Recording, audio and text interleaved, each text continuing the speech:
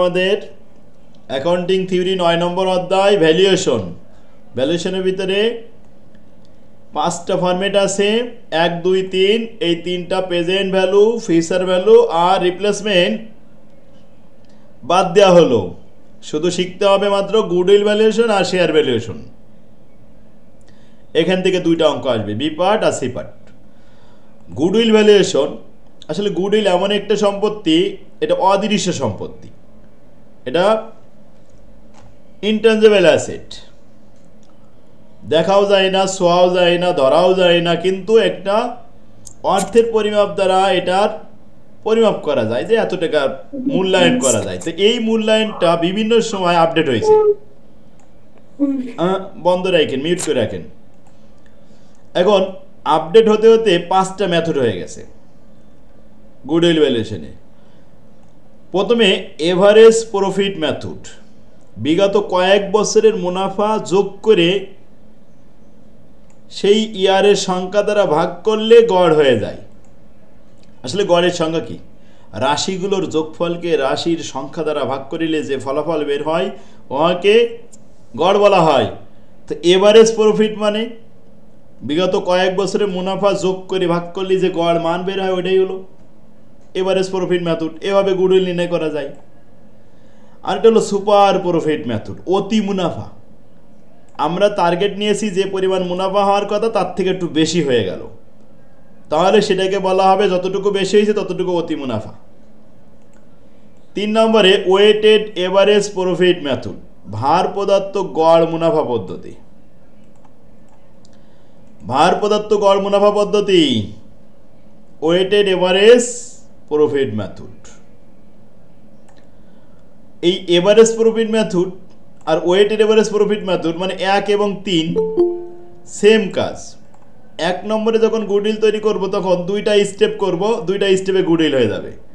আর 3 নম্বর যখন করব তখন 3টা স্টেপ হবে, ওয়েটেড কথাটা একটা স্টেপ বাড়বে। আর যখন সুপার প্রফিটে গুডউইল করাবো তখন 6টা স্টেপ হবে, 6টা। আর 4 নম্বর হলো ক্যাপিটালাইজেশন মেথড, মূলধনায়ন পদ্ধতি। এই পদ্ধতিতে 5টা স্টেপে হয় গুডউইল। আর 5 নম্বর হলো অ্যানুইটি মেথড, বার্ষিক ভিত্তি পদ্ধতি। এটা গুরুত্বপূর্ণ না, এখানে মাত্র একটা স্টেপেও করা যায় আবার 2টো স্টেপেও করা যায়, অ্যাজ ইউ লাইক। যে যেটা পদ্ধতি, যে যেটা মনে করবে সেটা করতে পারবে। আচ্ছা, এখন আসি একটা একটা করাবো। এখানে 5টা নিয়ম করতে গেলে তো আমাদের 5টা অঙ্ক করা লাগবে, তাই না? 5টা অঙ্ক না করে এক কাজ করি, একটা অঙ্কের মধ্যে 5টা নিয়ম শেখাই দিই। তাই এক নজরে সবগুলো নিয়মের একটা নমুনা অঙ্ক দেখাই। দেখেন অঙ্কের প্রশ্ন, প্রথমে অঙ্কের ডাক কি আছে? A company has authorised and paid up capital 10 lakh টাকা।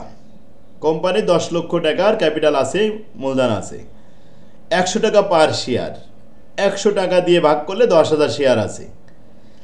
The total asset of the company at its the price were 30 lakh টাকা। এই মুহূর্তে কোম্পানির অ্যাসেটের পরিমাণ 30 লাখ টাকা। And outstanding outside liability were as follow, কত? 10 লক্ষ টাকা। বাইরের দায় আছে কত? 10 লাখ টাকা। সম্পদ আছে 30 লাখ, লায়াবিলিটি আছে 10 লাখ, কারেন্ট লায়াবিলিটি। তো 30 লাখ থেকে 10 লাখ বাদ দিলে এমপ্লয় থাকবে, capital employ 20 lakh. The company during the last 5 year, বিগত 5 বছরের মুনাফা কি অবস্থা দেখেন। Earn the following profit, first ইয়ারে 6 লাখ, সেকেন্ড ইয়ারে 5 লাখ 15, থার্ড ইয়ারে 5 লাখ 75, ফোর্থ ইয়ারে 7 লাখ এবং ফিফথ ইয়ারে 5 লাখ 25,000 টাকা পর্যন্ত মুনাফা হয়েছে বিগত 5 বছরে। The normal rate of the return expected, আশা করছি ইন ফিউচার, বিনিয়োগের উপরে প্রত্যাশিত মুনাফার হার 12%।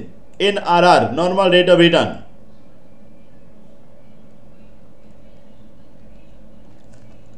এ হলো প্রশ্ন। এখন আমাদের রিকোয়ারমেন্ট চাবে কোন পদ্ধতিতে আমরা গুডউইল নির্ণয় করব এই কোম্পানির। দেখেন প্রথম পদ্ধতি, find out the value of goodwill at 2 year purchase, 2 বছরের সমান, অফ এভারেজ প্রফিট মেথড। গড় মুনাফা করে 2 দিয়ে গুণ করতে হবে, তাহলে বিগত কয় বছর? 5 বছর, এই 5 বছর যোগ করলাম, যোগ করে 5 দিয়ে ভাগ করব, এভারেজ প্রফিট বের হবে। ওইটাকে আবার 2 দিয়ে গুণ করব, 2 ইয়ার পারচেস, বাস গুডউইল তৈরি হবে। তাহলে ক্যালকুলেশন অফ এভারেজ প্রফিট, 5 বছরের মুনাফা যোগ করে 5 দিয়ে ভাগ করেছি, 5,83,000 টাকা হয়েছে এভারেজ প্রফিট। এটাকে 2 ইয়ার পারচেস বলেছে, তাই 2 দিয়ে গুণ করতে হবে। 5,83,000 গুণ 2, 11,66,000 টাকা। স্যার এই সূত্রের পাশে কি গুণ 2 লেখা যাবে না? হ্যাঁ, গুণ দেওয়া রয়েছে তো 2। মানে ওই ক্যালকুলেশন ও। অফ এভারেজ প্রফিট ওই লাইনটাতেই হ্যাঁ। লাস্টের দিকে গুণ 2 করে দেখাই দেওয়া যাবে না? যাবে যাবে, এটা একসাথে দেখাই দিতে চাচ্ছেন তাই। এটা দুইটা আলাদা আলাদা করে দেখালে ভালো হয়, কারণ 4 মার্ক থাকে তো। তাই গুডউইল নামে নতুন করে আবার লিখে দিলাম 2 দিয়ে গুণ করে। আচ্ছা, এবার আসেন 1 নম্বরে আমরা বুঝেছি যে এভারেজ করলাম প্রফিটগুলোকে, এবার 2 দিয়ে গুণ করেছি। যদি বলতো 3 ইয়ার পারচেস, 3 দিয়ে গুণ করতাম। এবার 3 নম্বরে বসে find out the value of goodwill at 3 year purchase of weighted average profit method. পার্থক্য হলো কি, ওয়েটেড এভারেজ প্রফিট মেথড ভার প্রদত্ত, 2 নম্বর তো করা হয় না আমি জানি, আপনি যেটা আমি যেটা করা সেটা দেখেন ভালো করে। 3 নম্বরে ওয়েটেড এভারেজ, 1 নম্বরে বললো এভারেজ প্রফিট, আর 3 নম্বরে বললো ওয়েটেড এভারেজ প্রফিট। পার্থক্য শুধু ওয়েটেড, ভার পদার্থ, এই ভারটা দেওয়া থাকবে হোয়েন ওয়েটেড 2, 3, 4, 5, 6 রেসপেক্টিভলি। তাহলে ওয়েট দেওয়া রয়েছে প্রশ্নে, কারণ ওয়েটেড যখন বলেছে ওয়েটেড দেওয়া থাকবে। এই ওয়েটেডের কাজ হলো প্রফিটকে ওয়েট দিয়ে গুণ করতে হবে। ফার্স্ট ইয়ারে গুণ করতে হবে 2 দিয়ে, তারপরে 3 দিয়ে, 4 দিয়ে, 5 দিয়ে, 6 দিয়ে, ওয়েটেড প্রফিট বের হবে। সেই ওয়েটেড প্রফিটকে ওয়েটেড এভারেজ করতে হবে, তারপরে যাই গুডউইল বের করতে হবে। 3টা স্টেপ করতে হবে। তাহলে আমরা 3 নম্বর ওয়ার্কিংটা রিকোয়ারমেন্টটা আগে দেখব। একের পরে একে আমরা 2টা স্টেপ করলাম না, এবার ঠিক দেখেন 3 নম্বরে কি করতেছি। Calculation of weighted profit first year, second year, third year, fourth year, fifth year. 5 বছরের মুনাফা ওয়েটেডগুলো নিয়ে আসলাম 2, 3, 4, 5, 6, এবার গুণ করে দিলাম, ওয়েটেড প্রফিট হলো। বাস, ওয়েটেড প্রফিট যোগ করলাম 1,16,95,000, আর টোটাল ওয়েটেড যোগফল হলো 20। সুতরাং ওয়েটেড এভারেজ হবে 2 নম্বর স্টেপে 1,16,95,000-কে 20 দ্বারা ভাগ করলে 5,84,750। এখন এইটাকে 3 ইয়ার পারচেস 3 দিয়ে গুণ করতে হবে। 3 দিয়ে গুণ করে দিলাম, প্রফিট বের হলো 17,54,250 টাকা। বাস, তাহলে 1 নম্বরে এভারেজ প্রফিট আর 3 নম্বরে ওয়েটেড এভারেজ প্রফিট। পার্থক্য আসলে এখানে 3টা স্টেপ করতে হবে। 2, 3, 4, 5, 6 এগুলো প্রশ্নে দেওয়া থাকবে ওয়েটেড। এই যে এখানে আমি লাল করে দিছিলাম 2, 3, 4, 5, 6 আছে, জি স্যার, ওয়েটেড দেওয়া থাকবে। আচ্ছা, এখন আসেন 2 নম্বরটা আমরা রেখে আসছিলাম। 2 নম্বরটা হলো সুপার প্রফিট মেথড। সুপার মানে অতি। স্যার ওয়েটেড কি সবসময় দেওয়া থাকবে? হ্যাঁ, ওয়েটেড বললে তখন ওয়েটেড সাপ্লাই দেওয়া থাকবে। সুপার প্রফিট মানে অতি মুনাফা। আচ্ছা, অতি মুনাফা কখন হয়? আমাদের টার্গেটকৃত মুনাফার থেকে একটু বেশি হয়ে গেলে অতি মুনাফা বলা হবে। তাহলে টার্গেটকৃত মুনাফা কত? যে আমাদের ক্যাপিটাল এমপ্লয়ের উপরে 12% লাভ হওয়ার কথা, যদি তার থেকে একটু বেশি হয়ে যায় তাহলে অতি মুনাফা হবে। এখন ক্যাপিটাল এমপ্লয় পাবো কোথায়? তার জন্য আমাদের ওয়ার্কিং করতে হবে। প্রথমে ক্যাপিটাল এমপ্লয় বের করতে হবে, তারপরে 2 নম্বরে এভারেজ ক্যাপিটাল এমপ্লয় বের করতে হবে, 3 নম্বরে এভারেজ মেনটেনেবল প্রফিট বের করতে হবে, 4 নম্বরে নর্মাল প্রফিট দেখাতে হবে। এখন এই এভারেজ প্রফিট আর নর্মাল প্রফিটের ভিতরে পার্থক্য 5 নম্বরে হবে সুপার প্রফিট, আর 6 নম্বরে যেই হবে গুডউইল। তাহলে 6টা স্টেপ করতে হবে এখন এই 2 নম্বর রিকোয়ারমেন্ট করতে গেলে। সুপার প্রফিট বের করতে গেলে। স্যার সবগুলো সূত্র কি একসাথে একটু পাওয়া যাবে বা আপনার কাছে পিডিএফ আকারে আছে? সূত্র লাগে, এর কোনো সূত্র লাগলো? এগুলো তো সূত্র, এই যা দেখা দিচ্ছি আর বলতেছি এগুলো শুধু খেয়াল করে শুনলেই হয়ে যাবে। আচ্ছা আচ্ছা। এখন আসেন 2 নম্বরে। প্রথমে আমরা জানি যে সুপার প্রফিট 6টা স্টেপে গুডউইল হয়। প্রথম স্টেপের কাজ হলো ক্যাপিটাল এমপ্লয় বের করা। 1 নম্বর স্টেপ ক্যাপিটাল এমপ্লয়। এর নিয়ম হচ্ছে প্রেজেন্ট ভ্যালু অফ অ্যাসেট। বর্তমান অ্যাসেট প্রস্তাবের ভিতর দেখেছি 30 লাখ টাকা লেখা ছিল, আর মাইনাস লায়াবিলিটি 10 লাখ টাকা লেখা ছিল। 30 লাখ থেকে 10 লাখ বাদ দিলে 20 লাখ টাকা ক্যাপিটাল এমপ্লয়। এরপরের কাজ হলো এভারেজ ক্যাপিটাল এমপ্লয়। এই ক্যাপিটাল এমপ্লয় থেকে একটা আইটেম বাদ দিলে এভারেজ হয়ে যায়। কি বাদ দিতে হবে? Half of the current year profit. আচ্ছা, 5 বছরের মধ্যে লাস্ট বছরটা হবে কারেন্ট ইয়ার। লাস্ট বছরের মুনাফা আছে কত? 5,25,000। তাহলে 5,25,000-এর হাফ করলে কত আসবে? 2 ভাগের 1 ভাগ, 2,62,500। মাইনাস করার পরে যেটা থাকবে এটাকে বলা হবে এভারেজ ক্যাপিটাল এমপ্লয়। তাহলে প্রথম স্টেপের কাজ হলো ক্যাপিটাল এমপ্লয় বের করা। দ্বিতীয় স্টেপের কাজ হলো হাফ লেখা কি প্রশ্নে থাকবে কোনোভাবে বুঝা লাগে? প্রশ্নে কখনো থাকবে না, এটা মাথায় লিখে রাখতে হবে। Half of the current year profit আপনার মাথায় থাকবে, তাই মাইনাস করবেন। এখানে ভাই শুনেন, আমি বলি স্যার, এই যে আপনার এই যে কয়টা যে 6টা স্টেপ না, এই 6টা স্টেপ আপনি মুখস্থ করে যাবেন। বের করতে হবে গুডউইল, ঠিক আছে? মোটামুটি এগুলা সেম থাকবে আপনার। আমি সবগুলো বলে দিচ্ছি, শুধু একটু মাথায় একটু ঢুকাই নিয়ে পরে জিজ্ঞেস করেন। ডিস্টার্ব করে খামাকা সময় নষ্ট করেন না। এই ফাও কথা জিজ্ঞেস করে যখন সব ক্লিয়ার হয়ে যাবে আমি বারবার বলবো না, এগুলো মুখস্থ করাই দেবানি, কিন্তু এই ডিস্টার্ব করলে অঙ্ক হবে না এসব। তাহলে কয়টা স্টেপ হয়েছে? 1 নম্বর স্টেপ ক্যাপিটাল এমপ্লয়, 2 নম্বর স্টেপ এভারেজ ক্যাপিটাল এমপ্লয়। জিকির করে মুখস্থ করে রেখেন মাথায়। এরপর 3 নম্বর হবে এভারেজ মেইনটেনেবল প্রফিট। বিগত বছরে যতগুলো মুনাফা হয়েছে সব যোগ করে ভাগ করলে এভারেজ হয়ে যাবে। তো 5 বছরের মুনাফা দিয়ে আছে, 5 দিয়ে ভাগ করেছি, এভারেজ হয়ে গেছে। 3 নম্বরের কাজ শেষ। 4 নম্বর হবে নর্মাল প্রফিট। আর নর্মাল প্রফিটের নিয়ম হলো এভারেজ ক্যাপিটাল এমপ্লয় 2 নম্বর স্টেপে যেটা বের করেছি সেটার সাথে এনআরআর গুণ করতে হবে। এনআরআর হলো নর্মাল রেট অফ রিটার্ন, প্রস্তে দেওয়া থাকবে, এই দেওয়া আছে 12%। এটা সবসময় দেওয়া থাকবে। তাহলে এনআরআর গুণ করলাম যে আমাদের এভারেজ বিনিয়োগের উপরে নর্মালি 12% লাভ হওয়ার কথা, লাভ হয়েছে 2,08,500 টাকা। তাহলে লাভ হওয়ার কথা 2,08,500 টাকা, অথচ লাভ হয়ে গেছে এভারেজ 5,83,000 টাকা। অনেক বেশি টাকা লাভ হয়ে গেছে। 3 নম্বর স্টেপ এভারেজ মেইনটেনেবল প্রফিট, 4 নম্বর হলো নর্মাল প্রফিট। এই দুইটার পার্থক্য হলো সুপার। এভারেজ মেইনটেনেবল প্রফিট থেকে নর্মাল প্রফিট বাদ দিলে সুপার প্রফিট হয়। সুপার প্রফিট নেগেটিভও হতে পারে, পজিটিভও হতে পারে। এই অঙ্কে পজিটিভ হয়েছে। যদি পজিটিভ হয় তাহলে গুডউইল হবে, আর যদি নেগেটিভ হয় তাহলে ব্যাডউইল হবে। তো ব্যাডউইল তো লেখা যাবে না, তখন গুডউইল নীল লিখে রাখতে হবে। যাক, 6 নম্বরে আসলাম। সো গুডউইল সমান সমান super profit into year of purchase. এই অঙ্কে ইয়ার অফ পারচেস কত লেখা ছিল? 3 ইয়ার পারচেস লেখা ছিল, 3 ইয়ার পারচেস। তাই 3 দিয়ে গুণ করবো। যদি 2 ইয়ার পারচেস বলা থাকতো 2 দিয়ে গুণ করতাম।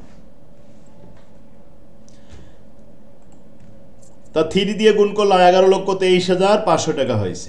অঙ্ক শেষ। তাহলে মাত্র 6টা লাইন লিখে গুডউইল হয়ে গেল। জি স্যার। স্যার এখন যদি মনে করেন এই যে নীল আসে, যদি বলছেন যে সুপার প্রফিট যদি নীল হয় তাহলে গুডউইল নীল লিখতে, তাহলে কি তখন যদি সুপার প্রফিট নীল আসে, মানে সরি নেগেটিভ আসে, তাহলে কি তখন আমরা গুডউইলটা দেখাবো নাকি নীল লিখে দিব? গুডউইল এরকম লিখবো, এইরকম লিখবো। সো গুডউইল সমান সমান দিয়ে নীল, 0 লিখে দিয়ে নীল এইটুক লিখতে হবে। গুডে সুপার প্রফিট নেগেটিভ হয়েছে তাই নীল হয়েছে। আচ্ছা, 1 নম্বর 2 নম্বর 3 নম্বর রিকোয়ারমেন্ট শেষ। 4 নম্বরে আসলাম। Find out the value of goodwill at capitalisation method. এই মেথডটার নাম কি? Capitalisation method. ক্যাপিটালাইজেশন মেথডে 5টা স্টেপ করতে হয়। প্রথমে কি করতে হয়? ক্যাপিটাল এমপ্লয়, 2 নম্বরে এভারেজ ক্যাপিটাল এমপ্লয়, এ সুপার প্রফিটের মতোই। 3 নম্বরে এভারেজ মেইনটেনেবল প্রফিট। 4 নম্বরে যে ক্যাপিটালাইজ ভ্যালু, আর 5 নম্বরে যে গুডউইল। তাহলে 4 নম্বর রিকোয়ারমেন্ট চলে আসলাম, ক্যাপিটালাইজেশন মেথড করতেছি সুপার প্রফিটের মতোই সেম ক্যাপিটালাইজেশন মেথডে, ওখানে 3টে মিল আছে সব।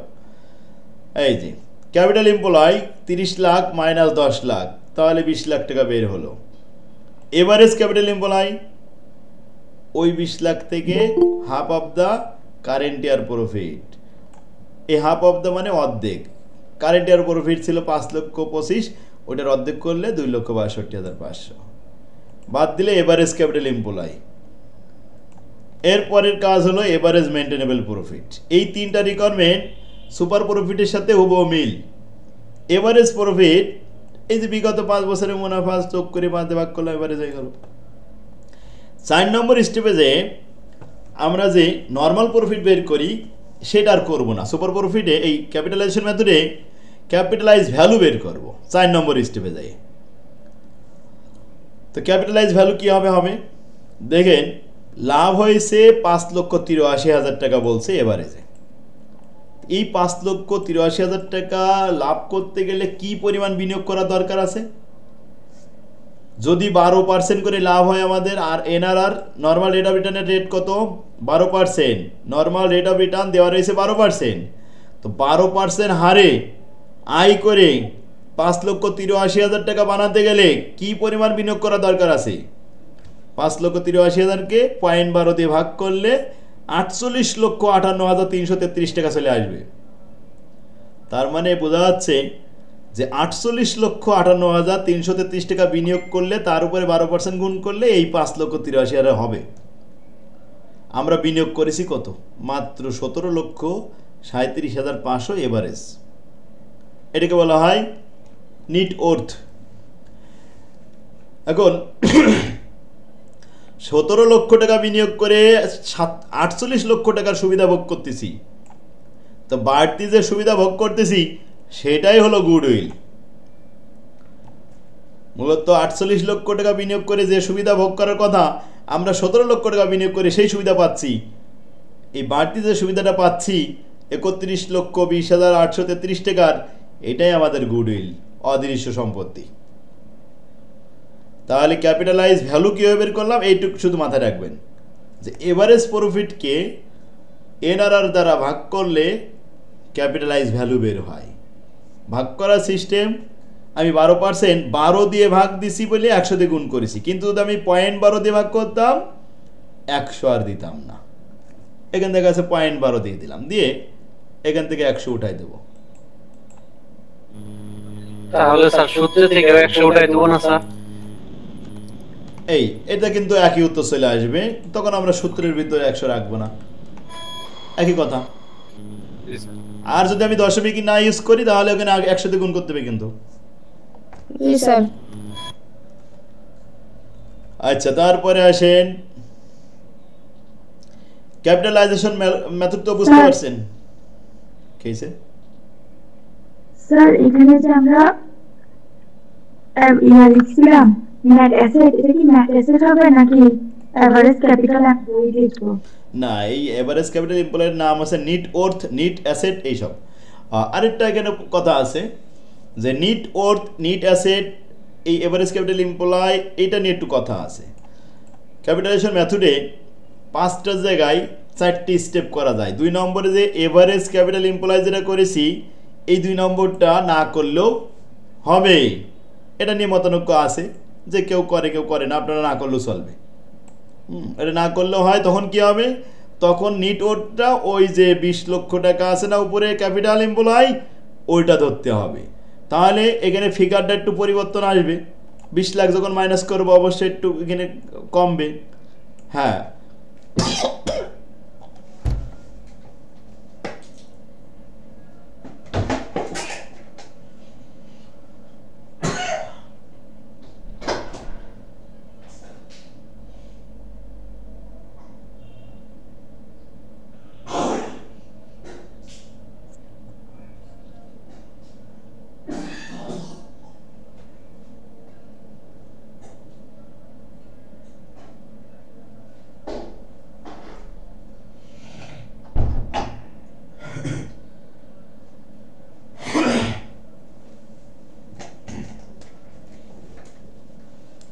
ভীষণ লেগে গেছিল। আচ্ছা, তাহলে আমরা capital employ, average capital employ capitalization মেথডে বলেছি এভারেজ না করলেও হবে, করলেও সমস্যা নেই। এরপর আরেকটা মেথডে আসেন 5 নম্বরে।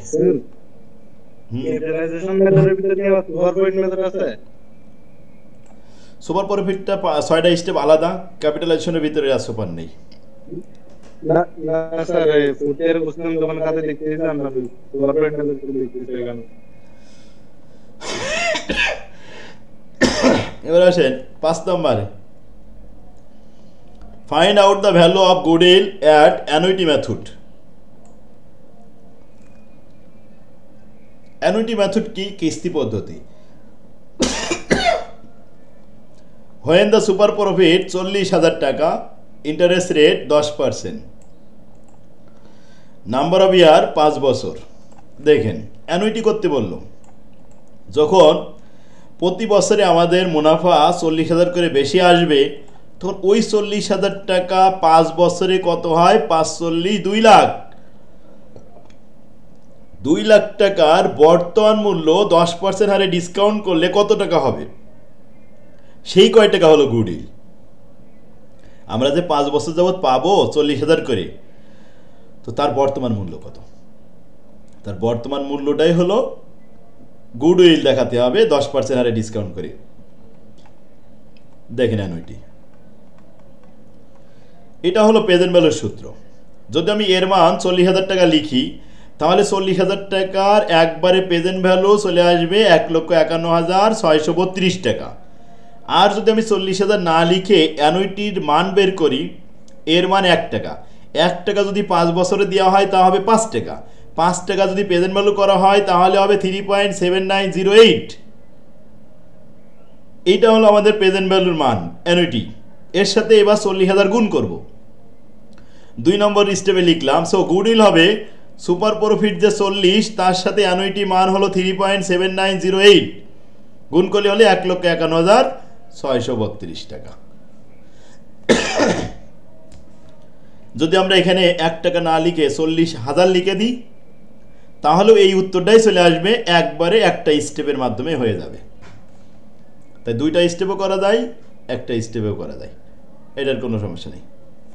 তবে অ্যানুইটিটা বলে না, চাই না সাধারণত। এই 5টা মেথডের বাইরে আর কোনো মেথড নেই।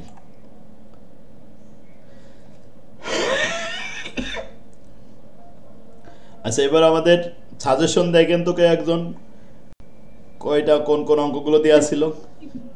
20 থেকে শুরু হয়েছে। ওই 21-এর দিকে চলে। আচ্ছা 21।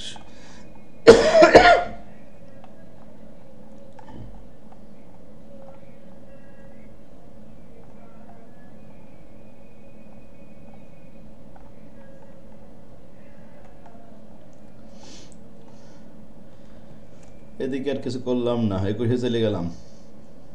এই যে ওয়েটেড এভারেজ প্রফিট বলে আছে, ওয়েটেড দেওয়া আছে। আচ্ছা থাক, 21-এ আসেন। On September 1, 2016 drug corporation acquire ক্রয় করে নিয়েছে ড্রাগন এন্টারপ্রাইজ। এই অঙ্ক কিন্তু গতদিন আমরা ছোট অঙ্কের ভিতরে বি পার্টে দেখাইছিলাম, কোন জায়গায় যেন ইনট্যাঞ্জিবল অ্যাসেটের মধ্যে। For a cash payment of টাকা 3 লক্ষ টাকা। তো ড্রাগ কর্পোরেশন ড্রাগনকে ক্রয় করার সময় 3 লাখ টাকা নগদ দিয়ে দিয়েছে। At the time of purchase Dragon balance sheet showed the asset 2,48,000 টাকা। ড্রাগনের অ্যাসেট ছিল 2,48,000 টাকা, লাইবিলিটি ছিল 80,000 টাকা। তো এই 2,48,000 থেকে লাইবিলিটি 80 বাদ দিলে ওনার সিকিউরিটি ছিল 1,68,000 টাকা। 1,68,000 টাকার মালিকানা 3 লক্ষ টাকাতে কিনে নিল, তাই তো লস হয়ে গেল। লস হয়ে গেলে গুডউইল। এখন আবার আরেকটা সেন্টেন্স বাড়াই দিয়ে চেঞ্জ করে ফেললো, বলছে the fair value of the Dragon asset is estimated to be 3,20,000। এই যে অ্যাসেটের কথা বলেছিল 2,48,000, বসে ওটা না, এখন বর্তমান ফেয়ার ভ্যালু 3,20,000। তাহলে 3,20,000 থেকে 80,000 টাকা বাদ দেব, বাদ দিলে ওনার সিকিউরিটি বের হবে। আর সেই ওনার সিকিউরিটির সাথে এই 3 লাখ টাকা তুলনা করব, তারপরে দেখবো লস হয়ে গেছে। যে কয় টাকা লস হয়ে গেছে ওইটাই আমাদের গুডউইল 4 মার্কের জন্য। Compute the amount of goodwill acquire by Dragon ক্রয় করেছে দেখেন। তো প্রথম লিখলাম পারচেজ প্রাইস 3 লাখ টাকা দিয়ে কিনা হয়েছে। আচ্ছা, এবার কত টাকার মালিকানা পেয়েছে? ফেয়ার ভ্যালু অফ অ্যাসেট 3,20,000 আর লাইবিলিটি 80, সুতরাং ওনার সিকিউরিটি মালিকানা হলো 2,40,000। 2,40,000 টাকার মালিকানা 3 লক্ষ টাকাতে কিনলো, তাহলে 60,000 টাকা লস। লস হলে গুডউইল লিখতে হয়, সবাই বুঝতে পারছেন? জি স্যার। 22 নম্বরে আসেন। 22 নম্বর কি সাজেশন আছে? জি স্যার। ল্যান্ড বিল্ডিং দেওয়া আছে, প্ল্যান্ট মেশিনারি দেওয়া আছে, ভেহিকল দেওয়া আছে, গুডউইল লেখা আছে। আচ্ছা, কারেন্ট অ্যাসেট দেওয়া আছে, লাইবিলিটি অ্যান্ড শেয়ার হোল্ডার, এরপর আছে paid up share capital, general reserve, return earning, current liability. এই কারেন্ট লাইবিলিটি শুধুমাত্র একটা আইটেম আছে, এটা বাদ দিলে ক্যাপিটাল এমপ্লয় পাওয়া যাবে।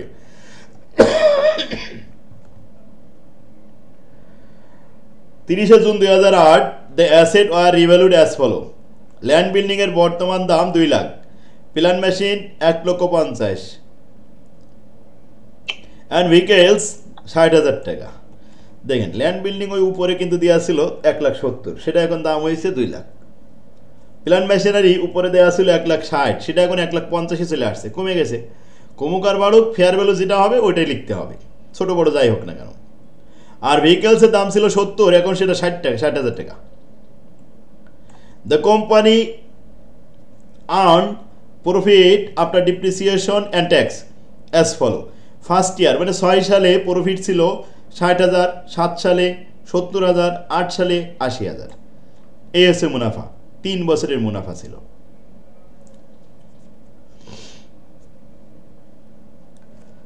The calculation of goodwill is to be based on 2-year purchase. Goodwill তৈরি করবে 2-year পারচেস, 2 দিয়ে গুণ করবে, অফ সুপার প্রফিট মেথড। তাহলে মুনাফাটা এই কোন পদ্ধতিতে গুডউইল করতে হবে? সুপার প্রফিট মেথডে। সুপার প্রফিটের কয়টা স্টেপ হয়? 6টা। ক্যাপিটালাইজেশনে কয়টা হয়? 5টা। ওয়েটেড এভারেজ কয়টা? 3টা স্টেপ। আর শুধু এভারেজ প্রফিট 2টা স্টেপ। আর অ্যানুইটি মেথড একটা স্টেপ করলে হয়ে যায়। It is considered that 10% is reasonable return on a net tangible asset. Tangible অ্যাসেটের উপরে আশা করছি যে 10% নর্মালি আমাদের লাভ হওয়ার কথা। তার মানে normal rate of return NRR 10%। এই পার্সেন্টেজটা সবসময় দেওয়া থাকবে। সুপার প্রফিট তো আমরা তৈরি করার সময় এটাই আমাদের লাগবে, নর্মাল প্রফিট, তাই না? তাহলে আসেন ক্যালকুলেশন অফ গুডউইল তৈরি করব। অ্যান্সার লিখলাম। স্টেপ 1, প্রথম স্টেপের কাজ হলো ক্যাপিটাল এমপ্লয় তৈরি করা। তো সকল অ্যাসেটগুলো লিখলাম। ইনট্যাঞ্জিবল যেগুলো অ্যাসেট আছে যেমন প্রিলিমিনারি, গুডউইল, ওগুলো ট্যাঞ্জিবল অ্যাসেট না। তো বিল্ডিং, তারপরে মেশিনারি, ভেহিকেলস, কারেন্ট অ্যাসেট, এগুলো আছে মোট টোটালি 5,50,000। এর ভিতরে কোন অ্যাসেটগুলো বাদ দিয়ে আসছি দেখেন। গুডউইলটা যদি অ্যাট কস্ট লেখা থাকতো, শুধুমাত্র এখানে যদি অ্যাট কস্ট কথাটাও লেখা থাকতো, তাহলে আমরা এটা নিয়ে আসতে পারতাম অ্যাট কস্ট লিখলে, কিন্তু অ্যাট কস্ট তো নেই, তাই এইটা আমাদের ট্যাঞ্জেবল অ্যাসেটের মধ্যে আসতে পারবে না। আচ্ছা, সব অ্যাসেটগুলো নিয়ে আসছি। এবার লাইবিলিটির মধ্যে একটা কারেন্ট লাইবিলিটি আছে 2 লাখ, তো সেটা মাইনাস করলাম। মাইনাস করলে ক্যাপিটাল এমপ্লয় পেয়ে গেলাম 3,50,000। এভারেজ ক্যাপিটাল এমপ্লয় থেকে মাইনাস করব half of the current year profit. Current year profit মানে একবারে লাস্ট ইয়ারের প্রফিট যেটা। দেখেন লাস্ট ইয়ারের প্রফিট এখানে 80,000 টাকা, 2008 সাল। এই যে 8 সালে এসে আমরা অঙ্কটা করতেছি, তো বাদ দিলাম। দিলে এভারেজ ক্যাপিটাল এমপ্লয় হলো 3,10,000 টাকা। এবার এভারেজ মেইনটেনেবল প্রফিট, বিগত 3 বছরে যে মুনাফাগুলো হয়েছে 3 দিয়ে যোগ করে 3 দিয়ে ভাগ করলে এভারেজ হয়ে গেল। এবার আমরা দেখাবো সুপার প্রফিট, ওই নর্মাল প্রফিট দেখাবো 4 নম্বরে। এভারেজ ক্যাপিটাল এমপ্লয় 3,10,000-এর উপরে নর্মাল রেট 10%, গুণ করলে নর্মাল প্রফিট আসবে 31,000। নর্মালি 31,000 টাকা মুনাফা হওয়ার কথা, আমরা যা বিনিয়োগ করেছি তাতে আমাদের 31,000 টাকা লাভ হওয়ার কথা, কিন্তু লাভ হয়েছে কত? 70,000 টাকা। সুতরাং 70 থেকে 31 বাদ দিলাম, 39,000 টাকা। এই 39,000 টাকাই হলো সুপার প্রফিট। এখন পজিটিভ হয়েছে, তাহলে গুডউইল হবে। গুডউইলটা লিখলাম, সো গুডউইল সমান 39,000 গুণন 2 ইয়ার পারচেস লেখা ছিল তাই। এবার আসেন ইয়ার পারচেসের সম্পর্কে একটু ধারণা দিই। যদি কোনো জায়গায় 2 ইয়ার পারচেস 3 ইয়ার পারচেস এটা না লেখা থাকে, 2 আর 3 এই দুটোই লেখা থাকবে, তো এটা যদি না লেখা থাকে তখন ধরে নিতে হয় 2 অথবা 3। কোন সময় 2 ধরতে হয় আর কোন সময় 3 ধরতে হয় এটা আপনাদের একটু মাথায় রাখতে হবে, এটা জানিয়ে রাখতে হবে। সেটা হচ্ছে বিগত বছরের মুনাফা যদি 5 বছরের কম দেওয়া থাকে, 5 বছরের কম মুনাফা থাকলে 2 দিয়ে গুণ করতে হয়, 2 বছর ধরে নিতে হয়। আর 5 বছর বা তার ঊর্ধ্বে থাকলে 3 দিয়ে গুণ করতে হয়, 3 ধরে নিতে হয়। মনে থাকবে এই অঙ্কটা কিন্তু 3 বছরের মুনাফা দেওয়া ছিল। যদি 2 ইয়ার পারচেস ওখানে বলা না থাকতো তাহলে আমরা 2 দিয়েই গুণ করতাম, কারণ এখানে 3 বছরের মুনাফা আছে মাত্র, 5 বছরের কম আছে। হ্যাঁ, সবাই বুঝতে পারছেন? স্যার বিগত বছরের মুনাফা যদি 5 বছরের কম হয় তাহলে 2 বছর ধরতে হবে, 2 দিয়ে গুণ করতে। হ্যাঁ, আর 5 বছরের বেশি হলে 3 দিয়ে করতে হবে। এই কথাই তো, সহজ কথা। সবাই বুঝতে পারছে তো? আর যদি 2 ইয়ার 3 ইয়ার লেখা থাকে তখন তো আর মাতবাড়ি চলবে না, তখন যা লেখা থাকবে তাই। স্যার ডিপ্রিসিয়েশনটা যদি একটু বুঝিয়ে দেন। ডিপ্রিসিয়েশনটা যদি প্রশ্নে না থাকে তাহলে ধরা লাগবে না। আমি কিছু কিছু জায়গায় ডিপ্রিসিয়েশন ধরে দিছি, কিন্তু ডিপ্রিসিয়েশন ধরা দরকার নেই কিছু না বললে, কারণ ওর একটা রেঞ্জ আছে, সেই রেঞ্জটা আবার যদি পরিবর্তন হয়ে যায় না বুঝতে পারেন তাহলে ভুল হবে, এই জন্য। এখন আসেন আমরা কিছু অ্যাজাম্পশনগুলো কি দিতে হবে উপরের? হ্যাঁ, অ্যাজাম্পশনগুলো গুডউইল তো, গুডউইল সবার সাথে সবার উত্তর মেলে না, কিছু কেউ কেউ ধরে নেই একটু কম বেশি করে, এটা নিয়ম আছে, তাই অ্যাজাম্পশন দেওয়া ভালো। অ্যাজাম্পশনে আর কি লিখবে, আমি দেখবেন যে প্রত্যেকটা অঙ্কে লিখে দিছি এখানে। যেমন অ্যাজুমিং ধরে নিলাম প্রফিট আর অ্যাজ আফটার ট্যাক্স, তার মানে প্রফিটটা ধরেছি এসব ট্যাক্সের পরবর্তী মুনাফা, যার কারণে আমরা ট্যাক্সের কোনো ব্যবহার এখানে দেখাইনি। আর অ্যাজুমিং দ্যাট ধরে নিলাম ডিপ্রিসিয়েশন এক্সপেন্সেস টোটালি ওমিটেড, এই টোটাল ডিপ্রিসিয়েশন নামে এর কোনো আইটেম এখানে থাকবে না।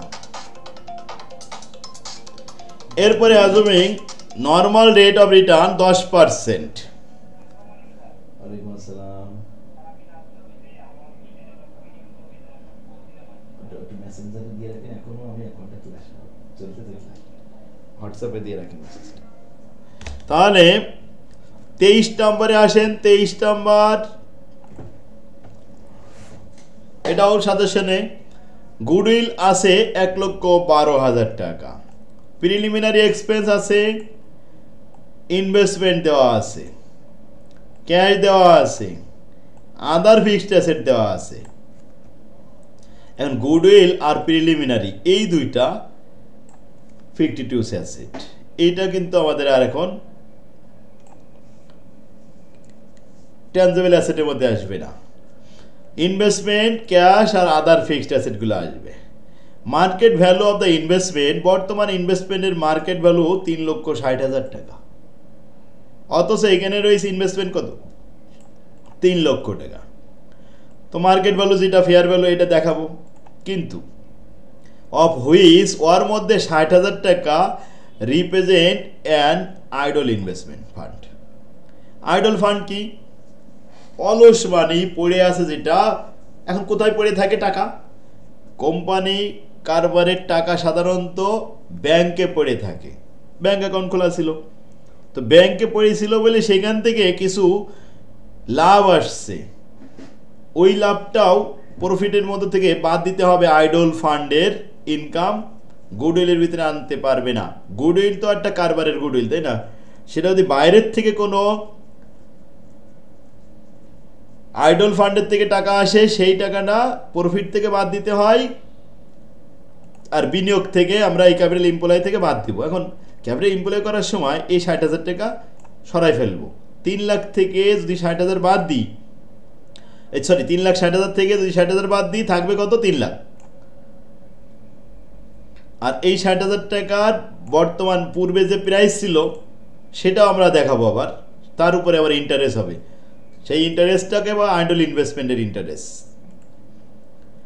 দ্য কোম্পানি কইছে, হ্যাঁ, কোম্পানির শর্ট টার্ম লাইবিলিটি অ্যামাউন্ট 2,40,000 টাকা আছে, লং টার্ম লোন আছে 1,20,000 এবং ডিবেঞ্চার আছে 2 লাখ। 2 লাখ আর 1 লাখ, 3,20,000 টাকা। 3,20,000 টাকার উপরে ঋণের সুদ আছে। ঋণের সুদ এটা প্রফিটের সাথে প্লাস করে নিতে হয়, আর বিনিয়োগের সুদ আইডল ইনভেস্টমেন্ট যেটা, এটা মাইনাস করে নিতে হয়। কেন মাইনাস করতে হয়?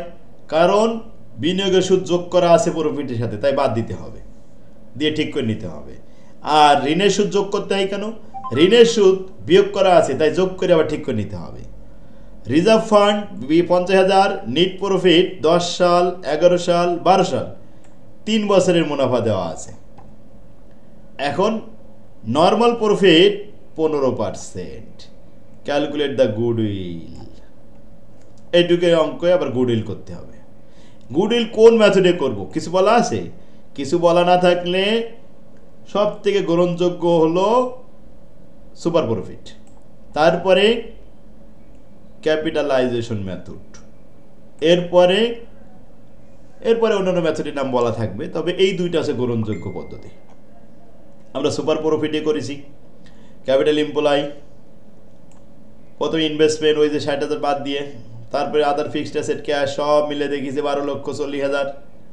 লাইবিলিটি বাদ দেওয়া হলো 2,40,000, দিলে 10 লক্ষ টাকা capital employ. Average capital employ হবে half of the current year profit বাদ দিব, তাই না?